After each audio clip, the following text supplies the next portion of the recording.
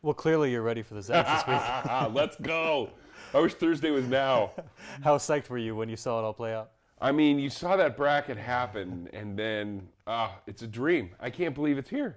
A little nervous, though, watching the first two. They didn't make it easy. Completely nervous. Yeah, completely. And right now I'm nervous. I had trouble sleeping last night. Tonight it'll be even worse. Let's not even talk about Wednesday. How much does your phone start to blow up when you know the Zags are coming to town and all the old connections and old friends, you're going to kind of get to rekindle all that? It's just the best. I couldn't believe it. I'm still trying to recruit friends to come in last minute. I'm like, guys, we got a couch, we got a guest room. Come on, let's go. How cool is it? It's kind of crazy to think Gonzaga's never played in Los Angeles in the NCAA tournament. They've been everywhere, but to have them in your town, what's that like? It's nuts. It's a dream come true. And Staples Center is such a great place, and I'm pretty optimistic. What comes to mind when you think about the Gonzaga days and the time that you had back then? Well, it's so funny trying to explain to people that when I was there, I was a student TV broadcaster for GUTV. People had to watch us to watch the game. They didn't have a TV deal. And so my first year there, the games weren't even sold out. So the only people watching were like my great aunt Lillian in the old folks home, 29th and Perry, and people that were too drunk to get to the games. That was it. And so to be able to be the broadcaster was the most fun thing ever, and to get involved with that team and watch that happen. It's kind of corny, but kind of made you see dreams can come true. I mean, these guys were my roommates. I was not a very great announcer. And to watch them do that was just like a miracle.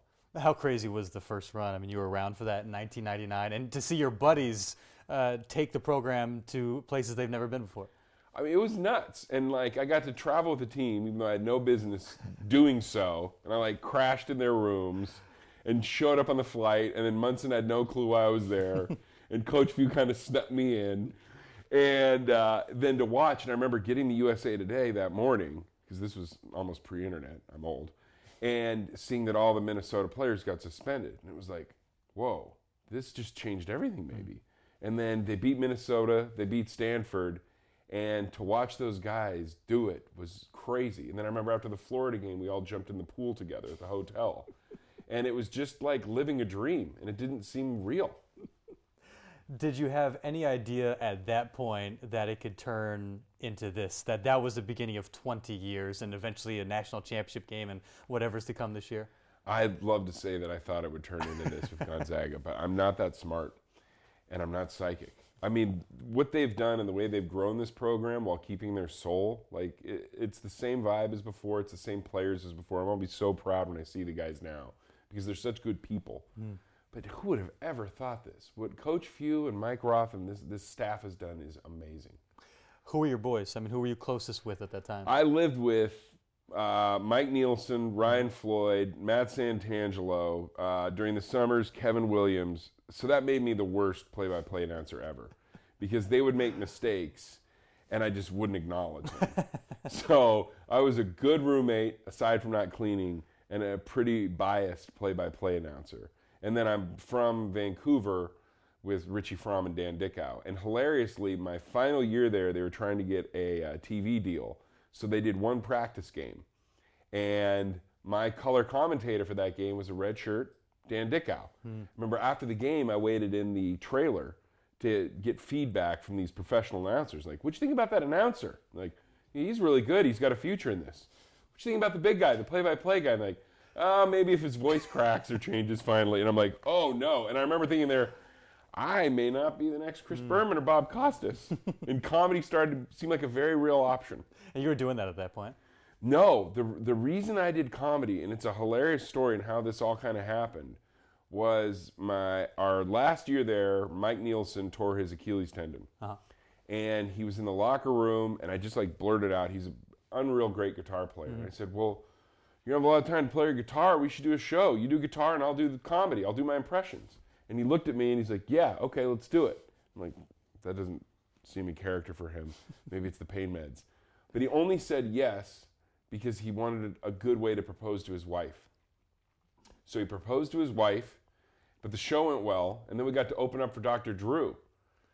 Dr. Drew from Loveline and everything else came to campus. And then Dr. Drew took me aside afterward and said, I think you got something here if you want to try it. It's a very hard life. And I was like, Dr. Drew thinks I can do it. I'm going to L.A.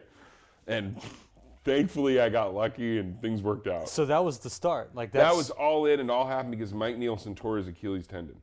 That's incredible. No, I was thrilled to be doing the radio with Jay and Kevin, and I didn't think that, I always really wanted to do comedy, but I didn't think it was a possibility. And then it all came from that show, and I toured around and I did shows with Mike Nielsen for a year after Gonzaga, and we won a Best of the Northwest comedy competition. Still waiting to get paid, Chris Warren. And yeah, and it just kind of gave me wings and gave me the confidence to do something crazy, like move down here and try and do this. Where'd you guys perform? Oh, all over. I mean, we did, what's the comedy club right across from the arena? Oh. We were there. We did the Red Lion. I remember that. Yeah, we were at the Season Ticket with Nick Tyson. Yeah, well, yeah, Season Ticket. And then we did the Red Lion in the Valley. And then we did an out-of-town gig at Lower Columbia College that did not go well.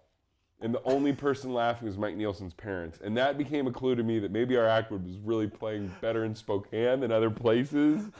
And it was hilarious. We had the best time ever. And we couldn't believe that we were getting paid to do this. Yeah. And Mike was and is hilarious and the best straight man ever because he doesn't care about getting laughs.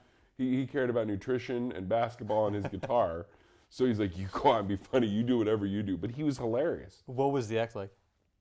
The act was I would do a crocodile hunter impression. I would do Bill Walton impressions. I would just do all my impressions. Then I would come out as J.B. Broward, who is a on-strike Kaiser steel worker who was trying to get involved in the comedy scene. It was just like the worst comedy ever. And I would do the other comedians' material after they did it. Oh my gosh. Yeah, which they did not like, but it got laughs from the crowd. And it was better than having to write my own act, which I was not capable of. How badly do you not want to do a Bill Walton impression right now? I'm always down to do a Bill Walton impression because the Bill Walton has evolved. In 2000, that's terrible. This is hideous. What's Sam Cassell doing? Where's Bobby Jackson? Remember, where's Bobby Jackson? What is he doing? Where's Bobby Jackson? Yeah. But now Bill Walton has whatever chemical regimen he's on. He's much more positive. And he's name dropping. So he's like, we are in Spokane. We're in the Palouse. We're on I-90. This is a celebration of everything. Let's go. Mark Few, Jack and Dan's. I love it. Bill Walton is a more positive man than he used to be. He's pretty amazing. But he'll just say the craziest stuff. Like a few weeks ago, he compared a University of Utah guard. He's like, he's a lot like John Mayer. He's a lot like Michael Jordan. Better than expected and getting better every day. I'm like, you're a legend, sir. That's strong. That's good. Thank you. That's I'm good. trying. The Walton, it's my favorite show on TV. I don't get, I mean, some people just can't stand listening to him. Well, because maybe it's like he says, like, what? We're watching the game. I don't need to talk about it. Yeah. Let's talk about Jerry Garcia in 1979. This version of Sugary was life-changing. Neil Young, let's go. So Please. You graduate in 2000? 2000. Should have been 99, but I took a victory lap. And so when you moved to LA? I moved to LA in 2001 with my buddy I met at Gonzaga, Scott Sayer, and we both got day jobs. I had every day job down here you could imagine. I got fired from every day job you could imagine. Fired from Starbucks, delivering pizza. I got a pizza parlor shut down by the health department. Nice. Yeah, How'd you do that? They fired my buddy, and so I was, closing at night and opening the next morning. So I was like, well, who am I cleaning for? Yeah. Myself? Yeah. So I got shut down by the health department. Politics, man. So you're just trying to make it work at that point. I'm just trying to make it work and flailing. And I was totally good with giving it a couple years and coming back to Spokane. And I remember somebody got fired from a radio station up there and they offered me a job and it was amazing. And this was literally the day I got fired from Starbucks. And it was amazing because my dad was in town. I'm like, Dad, I got offered this job and it's a lot of money and I should probably do it. And he's like, Eric, give it time down here. He's like, your mom and I support you. We think you'll make it. And it was just like, wow. That's awesome. Because so many people down here, they're trying to prove their parents wrong or their parents don't support them. Like, when are you going to come back to Scranton? But for me, my parents and everyone in Spokane believed in me so much because all the families up there, they were like my family too, like the Nielsens and the Floyds, and they all believed in me so much and they believed in me when I moved down here. I had a real advantage. And also my Gonzaga time. Yeah. I mean, I was kind of adopted by that team, and I learned so many things that I apply now. Patience in basic, pass up good shots to get great ones. Coach Few always talks about adding value. And moving down here, I thought I would do comedy, and I've gone into this weird thing where I'll play, villains or stuff like that because of my size, and it's all like adding value. Where do you need me? Well, maybe I'm not going to come in and score. Maybe I'm going to set some picks and rebound, but I'll do it. Why? Because I'm a Zag. Yeah. I was born in Scranton, so I'm only slightly offended by that. Are you really? No, not at all. We moved away when I was 2. My parents would never want me to go back to Scranton. Hey, Joe Biden's from there. Yeah. Oh, yeah. Yeah. That's so funny. So what was the first, I guess there's probably a lot of breaks along the way, but you remember the first one? Man, I remember I did a show called 30 Seconds to Fame, which was really similar to the act Mike and I did. I did a version of The Croc Hunter. And I remember Mike came down with Rhiannon and watched it. And that I was sure was going to be my big break. And then when they aired it, they edited in booing and made it look like we got booed off the stage. And it was a real early lesson that sometimes Hollywood ain't fair and sometimes Hollywood ain't pretty. So there was that. And then I remember I got a commercial for Caterpillar, and that was huge. It was like, oh, somebody's going to pay me to act. That's crazy. And then the first one I ever did was a show called Karen Cisco, where I played a corrections officer. It was a show on ABC. And I was just sure I was going to get fired from it. And then I didn't get fired. And then I kept not getting fired. I'm like, all right, maybe this will work. Oh, hey. See, yeah. Hey, she friend. likes you, man. Yeah. This is Chupi. She's from Puerto Rico. I did a Jean-Claude Van Damme comedy there. Make your own joke there. He did a lot of comedies without meaning to. And the movie got mixed reviews, but the dog we brought back was magical. Yeah. And she's pretty incredible, Star. man. Oh, yeah. She's the star, man. How, what's that grind like when you're working those side jobs, you're trying to get in anywhere, just, again, looking for that break? Oh, it's crazy, man. Like, and it's especially because all my friends in Spokane were like married and had great jobs, and I'm sitting here getting, asked to leave by Starbucks. And that's really hard. But then I started doing comedy at Second City at night, and you just have to have a lot of belief and a ton of luck. And, oh, man, here we go. That's not great for sound. Chupi, sweetie. Not great for sound. I learned that with my Gonzaga broadcasting degree. You couldn't Of course have she has a squeaky You couldn't have toy. chew toys in the broadcast booth? No, at Gonzaga? no. I mean, we should have with some of the guys they had me announcing with, for sure. No chew toy. Sorry, friend. I'm sorry. You're on local TV in the 509, Troopy. Come on, man. Don't waste your chance. Did you think stand-up comedy? Did you think acting? When I moved down here, I probably thought stand-up comedy. And then I did open mics where it was, God bless, it was a lot of like homeless people and other stuff. And then also some of the stand-up comics are kind of mean. And so that was what I originally thought. And then I started doing improv, and that immediately felt like home, and I loved it. So I did improv and got really lucky. I got in a group with like Derek Waters, the guy that founded Drunk History, and Simon Helberg, that's on The Big Bang Theory. And these were just wonderful people. And they brought me in their group, and I started to do that and have confidence. And then I got a commercial agent. You just kind of slowly start to build. And it's been, 18 years of that. You're doing it. I mean, it's like really happening for you. When did you turn that corner from desperation mode, not totally sure if it's going to work, not totally sure where I fit into, okay, like this is actually my career? I started to get work around, consistent work around 2005, 2006. Then in 2006, I met a guy named Jake Johnson. He moved into my apartment complex. And you may know him from the show New Girl. By the time I met him, he just had a bad breakup, so he moved to LA temporarily. He was working at a casino, and I was working as a bouncer. And we hit it off and decided to write our own show at Second City together. And it was called This Is My Friend. So we wrote that show together, and then we had our friend Jeremy Connor come, and he directed a TV version of it. And we entered it into something called the Independent Television Festival. And I thought so little of it. I was in Spokane in the opening night. And then Jake called me and said, buddy, this is crazy. People love this show. I'm like, what are you talking about? He's like, we have meetings with everybody. The NBC, CBS, Fox, FX, all these agents. I'm like, are you kidding me? And I was in sharing a room with 3 other guys in a hotel room in Spokane for a wedding. So I came back, and then it won this festival, and then NBC bought the show. and we got agents and managers that we both still have, and the show didn't go. Hilariously, it came down between us and Baratz and Beretta. If you know them, they're these Gonzaga kids. And it came down to one more show for NBC that they were going to shoot a pilot for, and they took these other Gonzaga kids. I'm like, what world is this? But I just, from that, then I had a real foot in the door. Yeah. Because we had these agents and managers that were working hard for us, and then I just started to get consistent work. Yeah. And it's been really an amazing ride ever since, and then just kind of steadily picking up steam. What was the first thing you did where you're like, this is killer, I want to tell the world about this?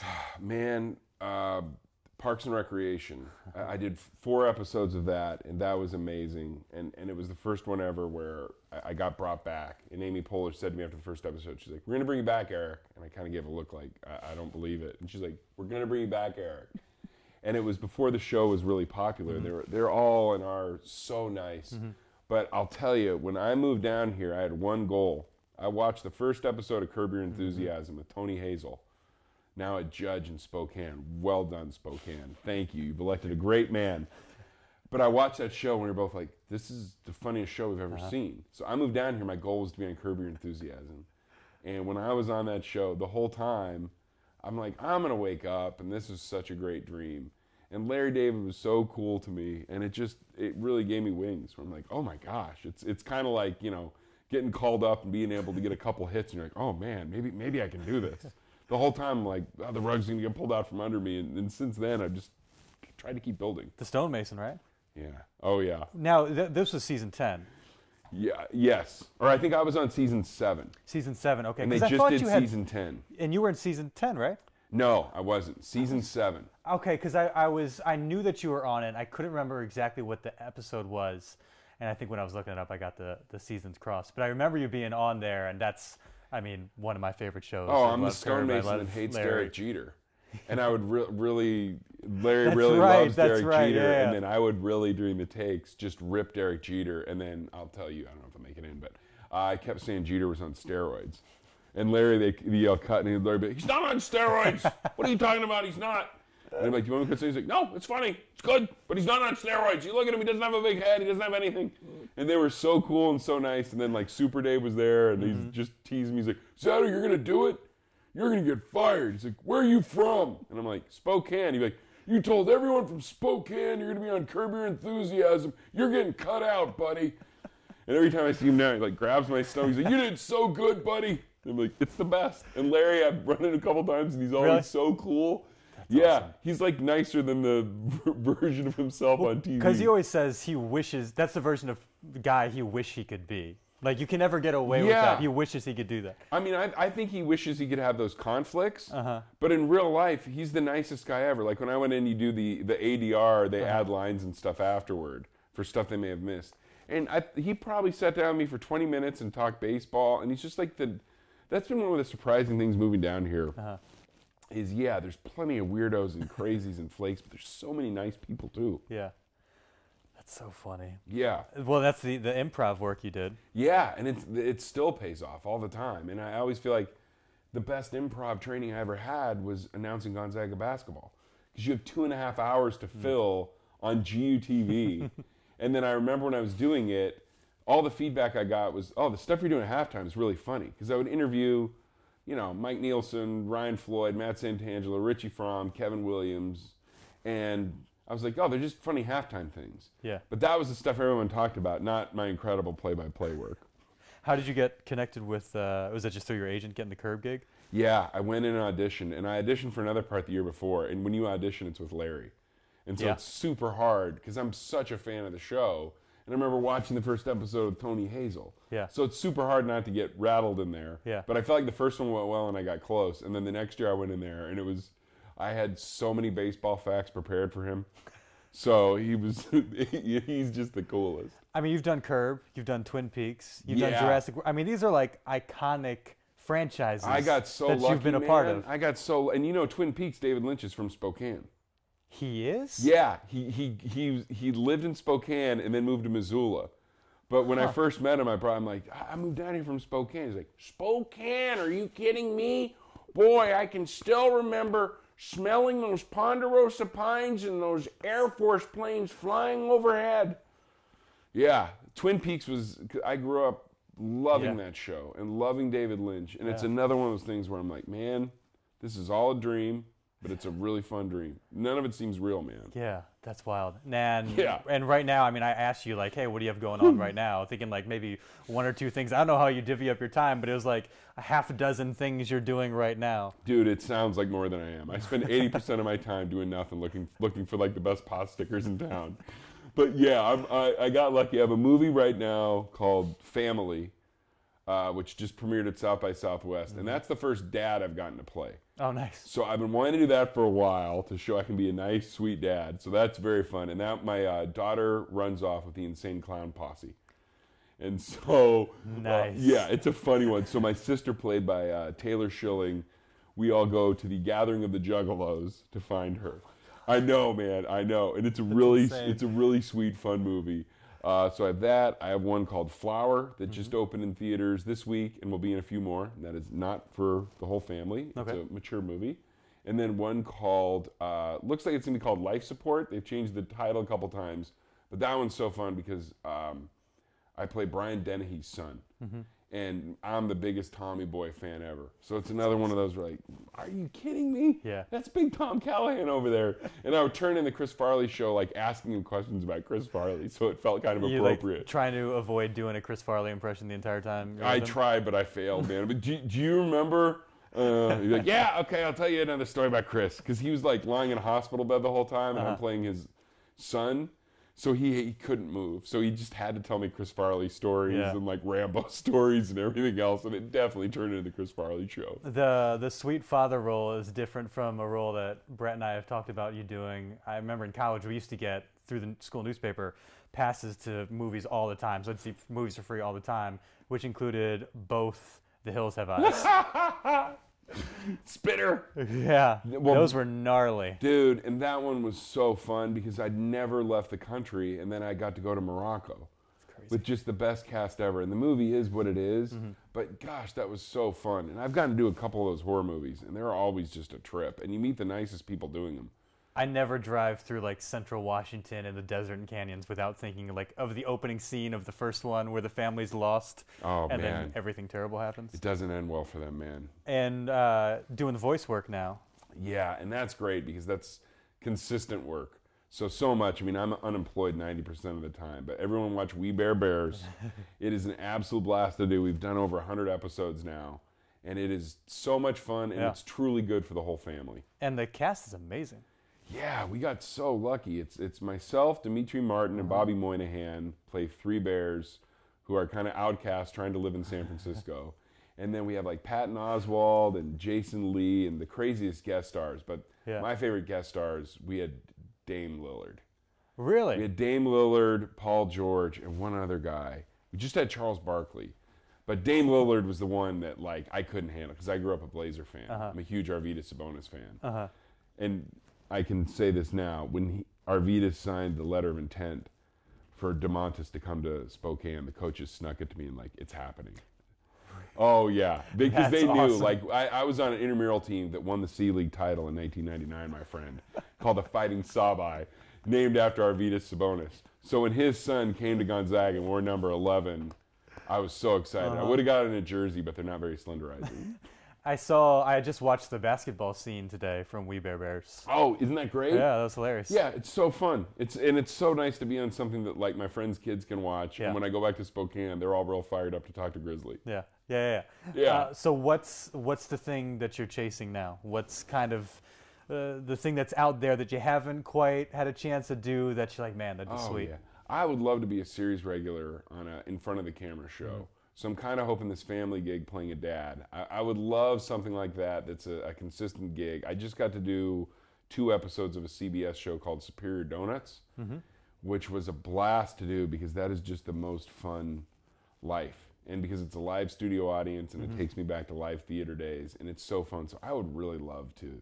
I would love to do a series regular role. So what are you most looking forward to this week? 2 wins, man.